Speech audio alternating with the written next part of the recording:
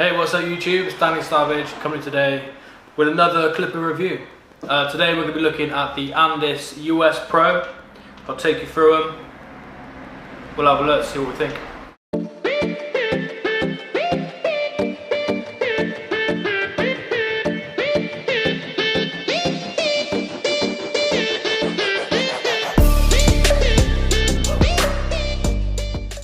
Thank you for joining me. The reason I bought these is I've just had to retire two sets of clippers that I've been using. I kept dropping them and they are pretty wrecked. So I wanted to get some cheap clippers just to tie me through for a little while. And to be honest, I've got to say that's kind of the best part about these US Pros. So they were £46. For the money, I'd say they're very good value. As I said, they're £46. Now Jack, the other barber, he has gone through two sets of these, and after the second set broke, he just gave up with them. I didn't actually know that these were the ones that he was having trouble with until I bought them. Probably wouldn't have bought them if I'd have known it was those ones, but to be fair, I haven't actually had any problems. Now, getting them out of the box, you might find they need a little bit of setting up. For example, they were very noisy, so I had to adjust the screw to set them up. The blade was ever so slightly wonky, so I had to realign that. And there was a very slight intermittent problem, which I've got some footage of on my phone. I'll show you that. And what that was actually down to is the switch. The switch can go kind of halfway. It's not supposed to, but the switch kind of stops midway, which makes it all go wrong. So you do need to take that into account. Make sure when you are turning them on, you're pushing them all the way to the end. And since I've been doing that, I haven't had a problem.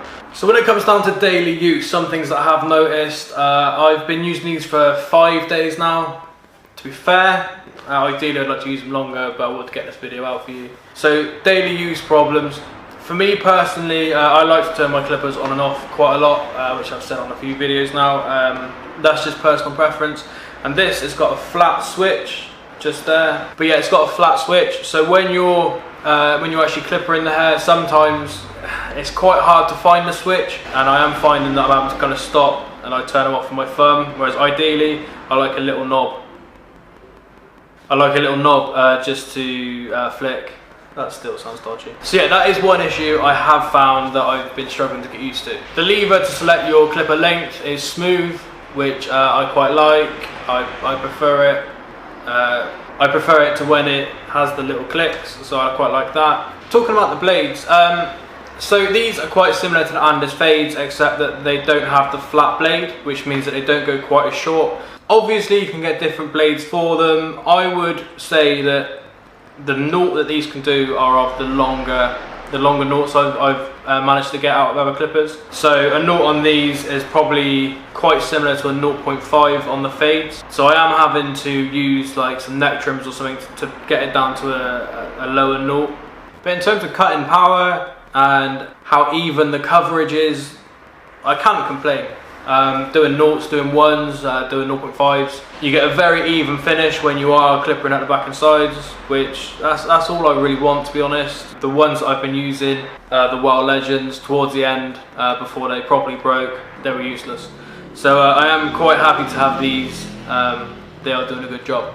So that's kind of a little bit about the clippers. Let me show you the guards. Again, that is a good selling point. I do really like them. Okay, so they go from 1 to 8. There's no 5 or 7 like you do get in some sets. I guess that's not such a problem. They look cheap as hell, don't get me wrong, but they have a snug fit on the clippers. That's the main thing, and I really like the fact that they're quite pointy. I find that helps to glide through the hair better, and it picks the hair up as well, which I do think gives you a better finish. But yeah, they're pretty generic. They're just kind of your normal clipper heads, really. Not much else to say about them. So I feel this video has been quite short, really. It's hard to go into depth in these clippers because there's nothing really stand out about them. There's no unique feature or anything like that which some other clippers have had. They are just generic, standard clippers. But I think they're amazing for the price. That is the main thing. They were £46. They are now my main clipper at the moment until I get them replaced. Saying that though, I don't know if I really will need to replace them. They are doing the job really well. As I said, probably due to the price, they might not be as consistent in terms of, you could probably get 10 sets of clippers and they might not all be exactly the same. But as long as you know what you're doing in terms of just set them up, oil them, you shouldn't have too much problem. I think they're gonna be fine, touch wood. The best use for them would be someone who's just starting out. They're really good clippers, they work well, but they're pretty cheap. So yeah, a bloody good set of clippers. So I'll title this video by saying thanks for watching. I do appreciate it. If you've got any questions or suggestions or like that, just leave them in the comments below. Please like, subscribe, all that stuff. And I will definitely see you on the next video. Take it steady.